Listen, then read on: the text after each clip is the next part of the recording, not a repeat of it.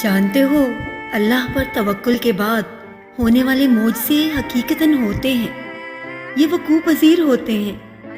جب تم مسلسل آسانی کی دعا مانگتے ہو تو تمہیں کیا لگتا ہے کہ اللہ جواب نہیں دیتا؟ ارے جب تم دعا مانگتے ہو، اللہ تب کہیں کسی کے دل کو نرم کر رہا ہوتا ہے، کہیں کسی کے ذہن میں کوئی خیال ڈال رہا ہوتا ہے، غرض تمہارے لیے اسباب بنا رہا ہوتا ہے، اور تمہیں لگتا ہے کہ دعائیں رائے گاں جا رہی ہیں۔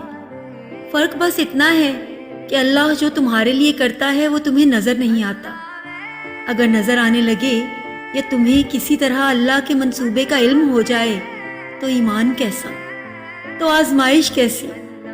بس توکل کی راہ پر چلتے رہو، یہ راہ بہت خوبصورت ہے کیونکہ اس میں تمہارے ساتھ تمہارا رب ہے۔